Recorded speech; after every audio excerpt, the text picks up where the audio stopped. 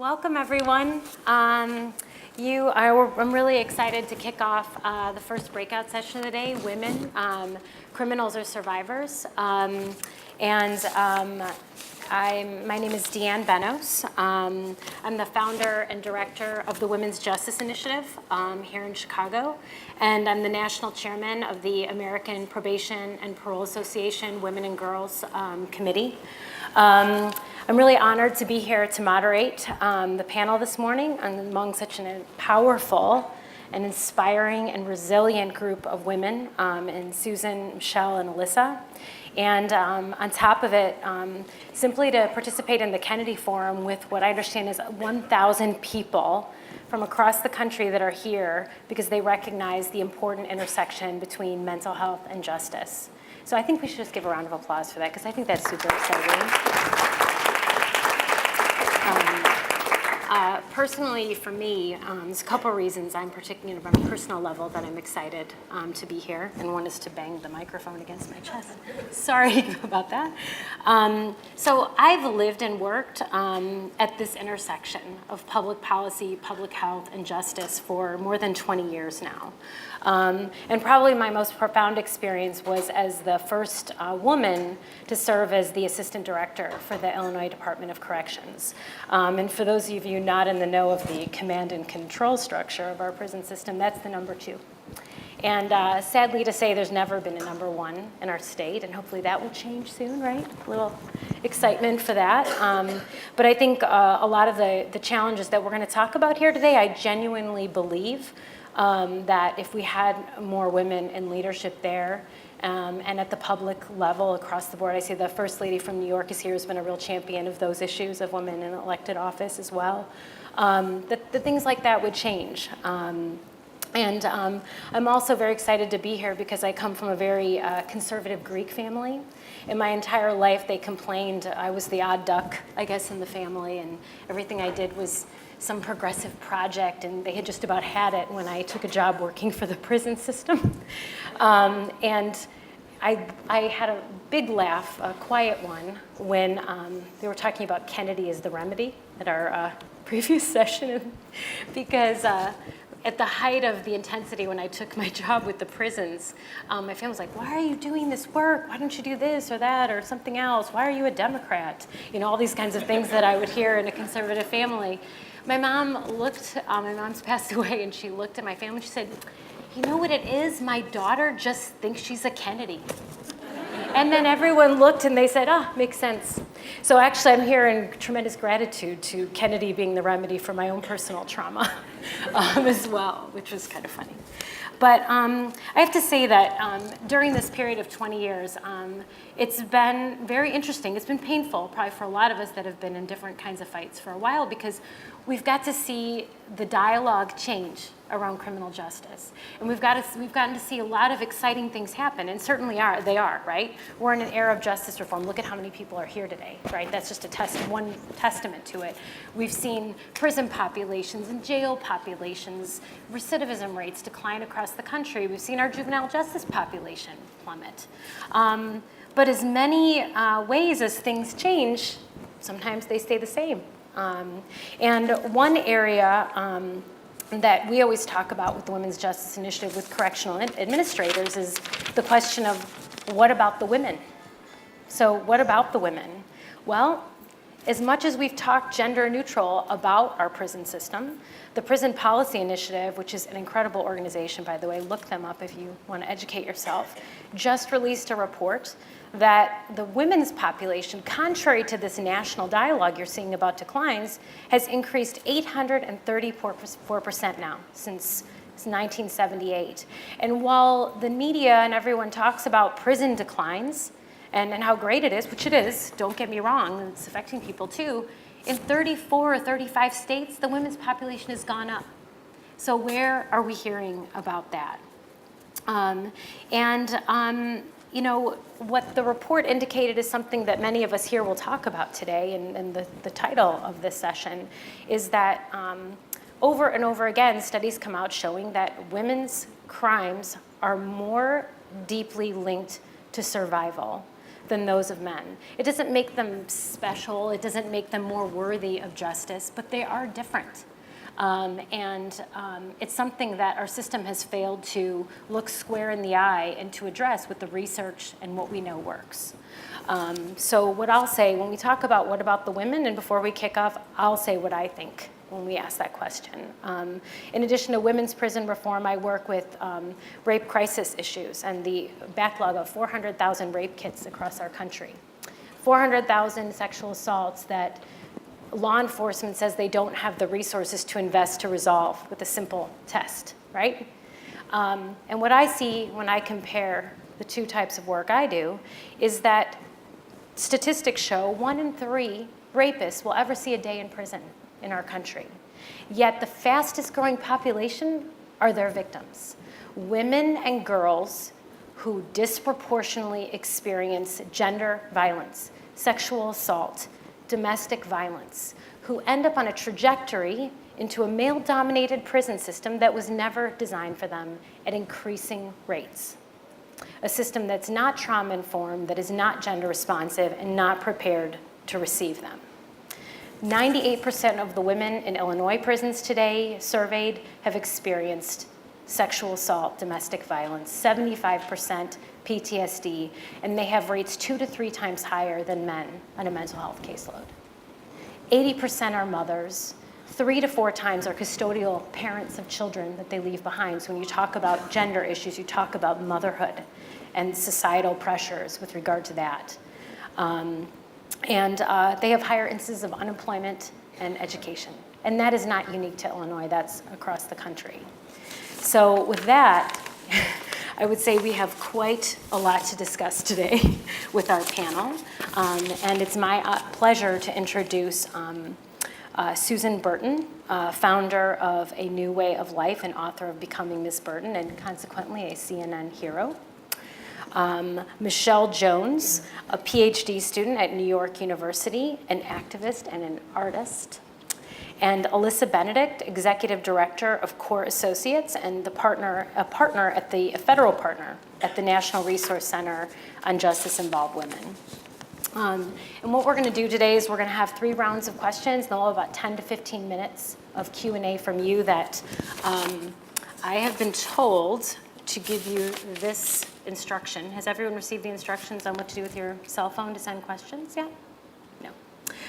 So if you pull out your cell phones, you can visit the website KF, you just type in capital KF.cnf.io, and you type the link into your phone or tablet browser to engage in a conversation with all of today's speakers, so not just the session. And questions, you can like questions that you see popping up, and then they'll filter up here, and I'll pull them. And this is a first for me too, so hopefully that will go well for us. So my first question today, we've talked a lot at the Kennedy Forum, and a big mission of the Kennedy Forum is the issue of stigma of mental health in our society, and the stigma of mental illness and substance abuse, and how that too often translates into discrimination and poverty and justice engagement. And a big issue with regard to that, the question for the panel is, we know that stigma exists in our society as it relates to mental health.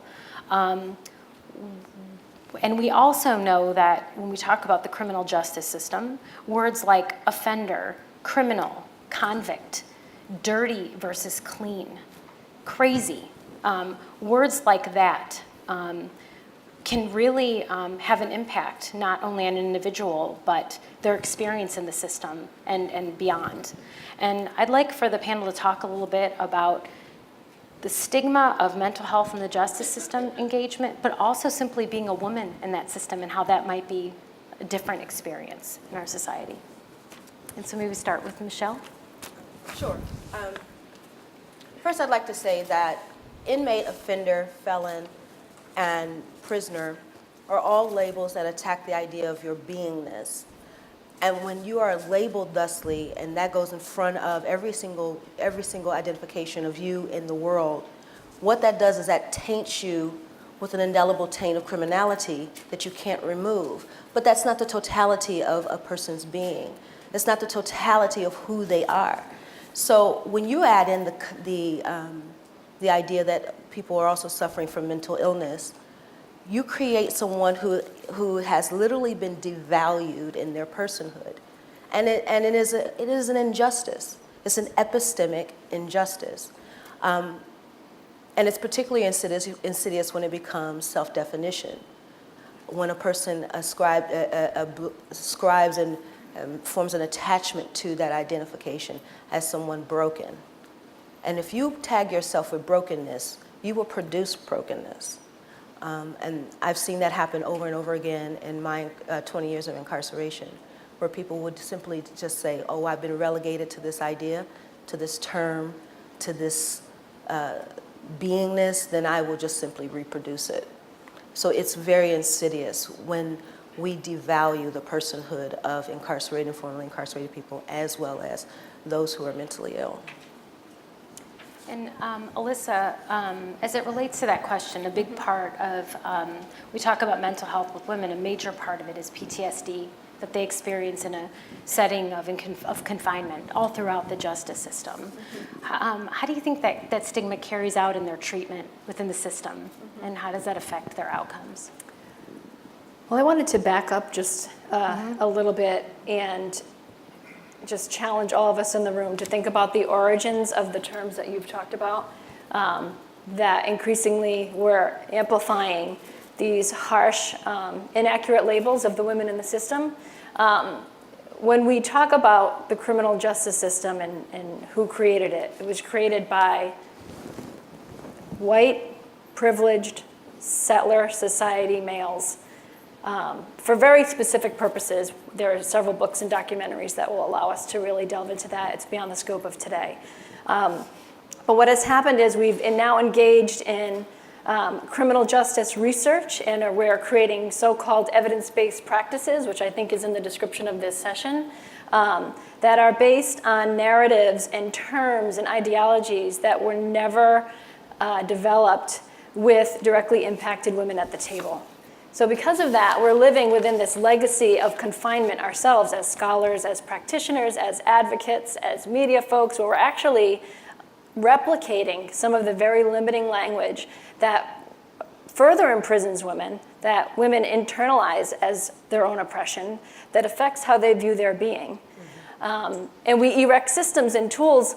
My challenge for us around evidence-based practices, especially those of you who work even exclusively in mental health, is that these evidence-based practices were not developed with women in mind. The narrative and the movement to be gender responsive suggests that systems were designed for men.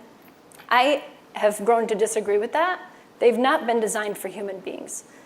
The systems replicate oppression, discrimination, disempowerment, disenfranchisement in all its various forms.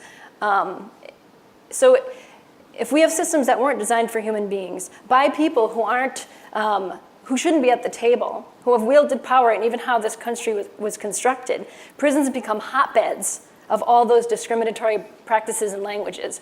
For the psychologists in the room, it's colonization of the mind, of our minds, of the minds of women, that's passed on to children and communities who then see themselves differently because a bunch of white privileged men decided that this is what we should do to cage people and keep our power. I'm mad about it. You can probably hear it in my voice. And I guess, so I don't eat up too much time, where I'd like to round this back into gender responsivity is when we stop and shut up and listen to directly impacted women and let them be architects of what these systems ought to look like, now we're sailing. Now we're healing, now we're decolonizing, now we're correcting for deep injustice, and we're actually going to design something that's not only gender responsive for women and girls, that's going to transform this system for men, persons who identify as LGBTQ, veterans, immigrants, refugees, gender non-conforming individuals, and in turn, we will transform our humanity because we are unconsciously becoming orchestrators of these oppressive tools without even knowing it. Absolutely. So how it lands in prison is a prison guard or a consultant like myself going in and watching and witnessing a woman being strip searched in a hallway. And if she resists that, we call her sick. We give her a diagnosis. We call her SMI, seriously mentally ill. Oh no, what's ill? Our systems are ill. Yes. And that's where we need to focus right now, in this country, in this movement, with this forum. The 6 systems that are perpetuating narratives that are limiting and oppressive. And I want us to launch into that on side conversations after this panel, come together and talk about how we can not be complicit in the perpetuation of this language that is dehumanizing for everyone. The beauty of talking to women and girls is that they know the truth, they know family, relationships, humanity, and they will elevate the system for everyone and liberate us all from a cage that we're all in right now. Sorry, I'm just so moved Girl, by you the went moment. there. I'm sorry. I'm sorry. You went there. I had to go. And Susan? I don't think I need to say anything after what she said. What I can also add on to that, when we talk about stigma and mental health, we have to talk about the long history of medical practices in our communities. And a lot of time there's so much distrust around experiments and medications. And, I've had to, I'm the founder of A New Way of Life, and we have women come from different modalities of imprisonment to our homes in the communities, and some of them have mental health diagnoses, and I literally have to go in and darn near kick the mental health provider's door in to get her medication adjusted because something's not working right. So, when you have those types of realities and interactions, now, she has me. There's thousands more out there that don't have anybody. Mm-hmm. And when these are the type of interactions and services that's being provided to a community, then it's not just about stigma, there's a real solid distrust of how you are going to treat me and medicate me or not medicate me when I need help. So that's my piece on the mental health. It's not all about stigma. It's about how people are being treated. Mm-hmm. And that's the perfect transition to our second question. And that would be, as we talk about that, systems, right? We know, again, that there are challenges throughout our justice system for men and for women. But we also know, as poorly as the system was designed overall, and needs to be fixed regardless of your gender, that it was never designed with women in mind. We know that there are disproportionately women of color incarcerated and detained in systems predominantly run by white males. We know that most of the programs were validated and evaluated based on what works for men, including mental health and clinical services. We know that we're defining the risk of women, how long she stays in prison, how she's disciplined, is also based on a construct that was never designed with women in mind, in the outcomes of that information. The movement keeps surging, and then it goes back for changing for gender responsive systems overall. And I guess, the question there is, Alyssa, you were part of one of the largest gender responsive systems assessments in the country here in Illinois at Logan Correctional Center, where there's 2,000 women, of which 800 are considered SMI. And staff were given a 1-hour PowerPoint presentation on how to work with women before the facility converted after 20 years, incarcerating men. And there were lots of things that were discovered about that and about what the lack of training in gender responsive systems mean. And they don't mean painting the walls pink or removing the urinals that were once there for a men's prison or even having a nursery. It's a deeper culture shift that's needed. So I'd like to talk a little bit about that and acknowledge also Susan is a monitor for jails in California. And Alyssa has created some tools for assessing systems. And Michelle has had some pretty extensive experience engaged with some of the disciplinary committees in Indiana's correctional system. So I'd like us to talk a little bit about that and what that means. What does it mean to be gender responsive, and how are we failing women in that regard as they enter the system at any entryway point? Let me just say, so, we're putting all of this on pretty much in this conversation on the back of white males. But in this room is mostly white women. And they are they provide the services, and they reinforce these systems that have been created. So I just want to kind of broaden out what we're talking about and who we're talking to, because back in California where I am, it's a woman that's the head of the departments in which push these services down. It's a woman who is the head of the Department of Probation that push these services down. So I just don't want the few men in the room to feel like it's all on you. It's all on all of us that share in the creation and the application of these systems of dysfunction, oppression, or whatever we want to, how we want to name them. So I just wanted to kind of broaden that out there, because I mean, it's like 10% men or 20% men and 80% women out here. And it's not all white. It's folks of color too, but I think it's just the system that's been created that people have bought into, and it bought into the system and disconnected themselves from the humanity. Well, then I definitely have to add on to that. Oh, my Lord. So it is a system. And when the corrections industry is the third largest employer in the country, then we're talking about everybody. But we're also talking about global capitalism and how that applies to the correctional industry because it's so large. So in terms of mental health care in prisons and physical health care in prisons, overall and widely spread is this notion of privatizing those services, those ground services to men and women across the board. And from my personal experience, and I've got many stories that I can tell, for-profit medical and health care is a travesty for incarcerated people. They are at the bottom and they receive the scraps because the for-profit industry has an incentive to save as much money as possible in providing services. So corners are cut, medications not given, people are denied surgeries.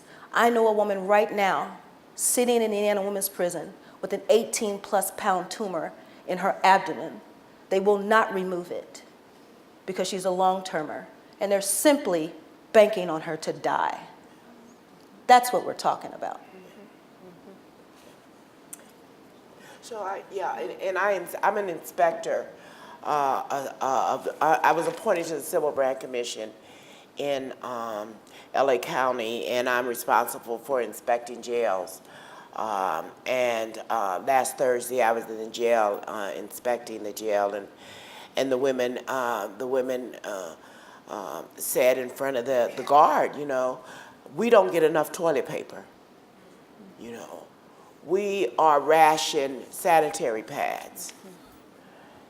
If we don't line up correctly, we don't get to eat dinner.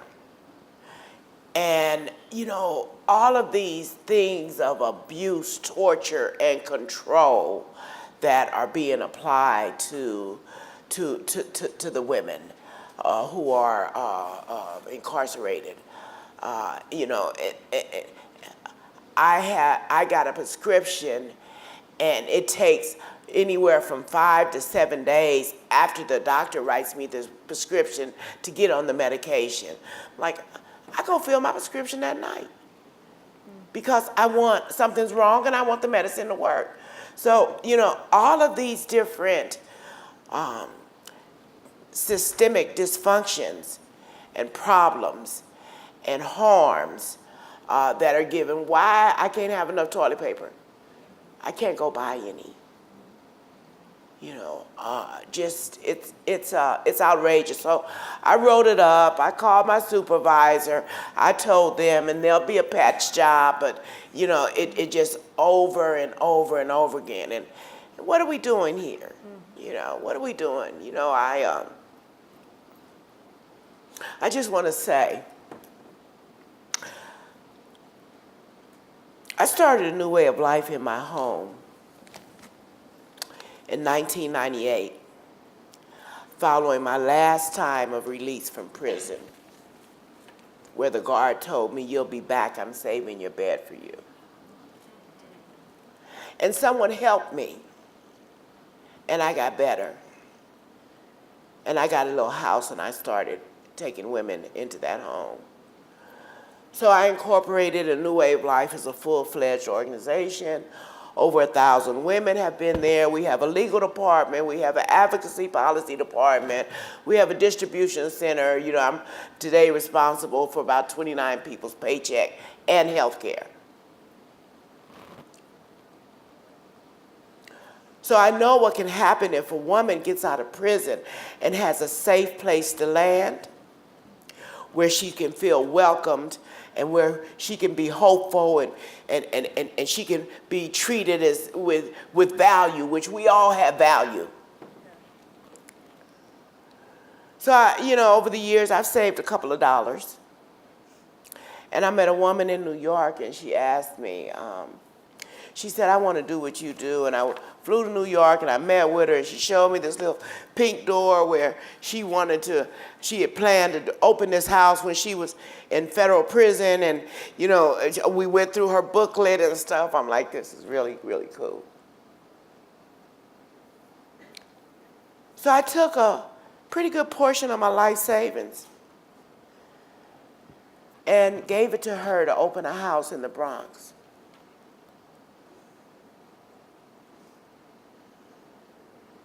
And the people don't want people to come home from prison and have a safe place to go.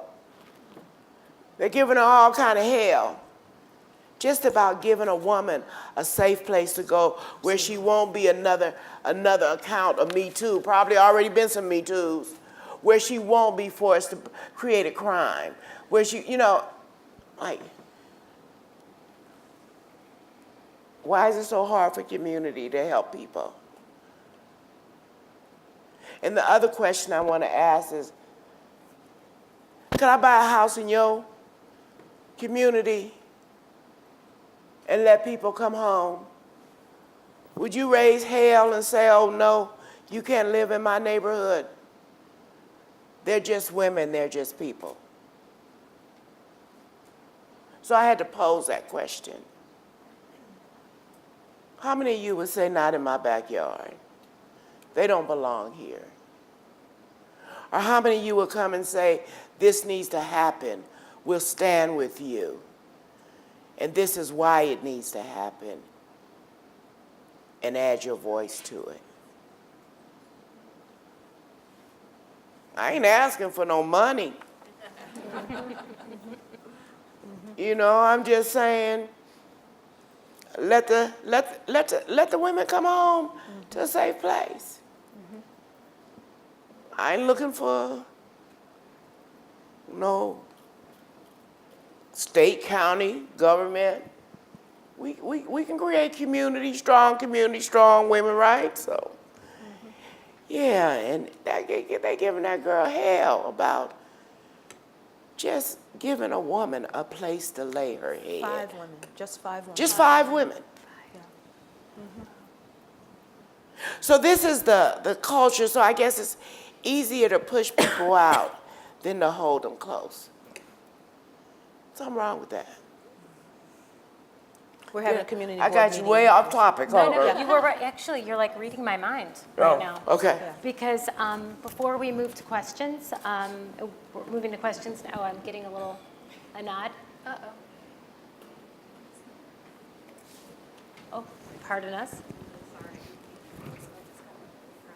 Higher up, but they're cutting you guys short to try to shave time off even though we started late. So try to wrap it up. And Okay. That's like 5 minutes. if Okay. you can. I'm Wow. really So we really take sorry. groceries. Okay, yeah, we had a little bit of a late start. Things were behind with the program. So I'm going to, while I'm looking for a few of the questions, I'd like to wrap up on what our final questions would be, and Susan brilliantly read my mind, which is, what do women most need coming back? And we've talked about being accepted and embraced by their communities. Other things that we should talk about for the next minute or two, I know Michelle had an idea about that, and I'm going to pull a few of the audience questions up here to We have wrap 10 this up. minutes left, did she say? I think we have about 5 minutes left. I think we got, they just got word that they're cutting us a little bit short. So, Are you going to pull a question? yeah, I'm going to pull a question right now. What policies are needed to better support mothers involved in the criminal justice system? Well, I can answer that. Policies that do not separate their mothers from their children permanently. Prison is a temporary experience that you have as an individual for a limited period of time. But in states across the country, and Indiana, I can talk with my personal experience, if you go to prison more than 18 months, you're going to lose your children permanently. And so there needs to be policies in place that do not separate mother from their children because they had an interaction with the criminal legal system for a period of time. That's something that's an easy fix because that timetable that was created is an arbitrary timetable. It can simply be removed and allow women to go through reunification processes with their children. That's something that you can start lobbying for today. When we don't do that, it's an example of how we either create mental health problems that didn't previously exist among women in prison and in jails, or we exacerbate those that already do.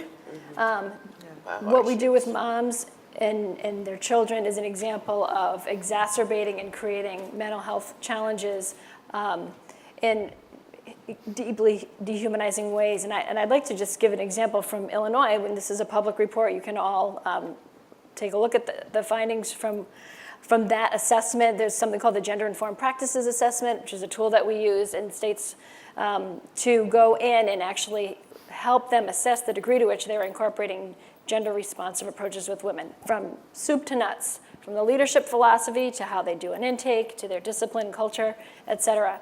And we routinely had practices that we witnessed that prevented women from connecting with their children. As a punishment. And because of, again, how folks have been indoctrinated and not had their own training, As a punishment. like messing with women. Yeah. Like, oh, go ahead, go call your kid. The phone doesn't work. No, go call your kid. I'm really upset. I can't talk to my kids. Drop a mental health slip. Well, there are no slips. Drop a mental, like maddening things. Making women of color cut their braids if they want to see their kid. That was her option. If you don't cut your braids off, you're not seeing your kid. And so these are things that are unnecessary and like Was that a Susan's. woman who told her to cut her hair? At the time, that was a policy in Illinois. It was a male warden. It was a But policy. it was a female, actually. A woman that told It was her. a woman, it was a woman female staff warden that member. brought it into the women's prison. Yeah. It was, actually that I will say. And there's others that you can't allow, the states don't allow male from your kids to be the same male from the caregiver. Yeah. So people have to go and do separate envelopes and everything just to send mail from their children in the same envelope. It's automatically tossed back. And then she decompensates, right? So she's on the, like, here's what it looks like in a raw way that we've all witnessed when we go and visit these facilities. So she now has deep frustration and distress and trauma about this disconnection. And there's an altercation on the unit because someone looks at her the wrong way. And then we punish her and we take away her good time, we throw her in SAG, and she's in the system longer. So it's a really bad, severe setup for women that we need to change. I feel like all of us are working with the system right now that's imperfect and trying to reconfigure it at the same time. We're riding that edge, we're walking that edge, and that edge has to be immediate reform around discipline in women's prisons for sure. And I think Mr. Phelps, what he said earlier about being able to distinguish emotions and feelings is really, really important. I know for me, that was the beginning of my journey to healing. And, you know, for someone to just say, I know that happened to you, and it was wrong. You know, I'm sorry that happened to you, but that's what happened. That's not who you are. And going on after people are out of that type of environment to begin to allow them to stand up and begin to speak up. Girl, we on a roll up here. She talking about wrap up. We on a roll up here. We're just getting warmed up. Yeah. Okay, so this yeah, is the perfect this is the last question. yes. Okay. So now I'll cover, this is the perfect last question, and I will only have a couple minutes because they're going to kill me over here. Time's up. Play on words there. Do you think the recent movement, Time's Up, will have any correlation to making changes for women, especially those that have experienced some sort of injustice or sexual crime? And we can talk, and when I pose that, we can talk at the front end of the system, women whose cases advance or that are within. And we got to wrap it up after that, but I thought it was perfect to use the Time's Up because of the. So from where it is now, it's a deep reach to be inclusive of women who are justice involved. But I've seen some miraculous and amazing things happen. So I won't count it out. But it's a deep reach, and but I hope that it does go more inclusive of, you know, those women that are usually just left out and pushed out and not thought of. Unless it's Or in labeled. or labeled, and unless it's in a derogatory way. So that's my thought about it. I've been dreaming about it. We have a Yes, okay. So what can we do to take what we've learned today and be advocates for women in Yeah. the justice system? What can we do? Immediate steps, not just feeling good, Yeah. feeling empty. we have to raise the questions. I mean, whatever spaces that we're all working in, this idea of like, what about the women? What about intersectional experiences and identities? We have to raise those in very concrete ways and have the courage to do it at meetings, whether we're researchers or practitioners or advocates. I mean, I can't tell you the amount of research that we're doing around prison reform and criminal justice reform, and the sample size is just, they're huge, but some of them have no women. So we're not even moving towards research and praxis that's inclusive. And then we tend to homogenize women. We talk about them in one big lump group instead of the diverse experiences of women, particularly women of color. And so I would say ask the right questions and have women who have directly been impacted by the system right by your side and do as much listening as possible. And when people don't want directly impacted women at the table, fight until they're there. Because without that voice, without amplifying that experience, we will never design a system that's going to work. And there's several organizations that are led by formerly incarcerated women. Can we name Websites, those? right? The Ladies of Hope Ministry is THELOHM.org and HopeHouseNYC.com.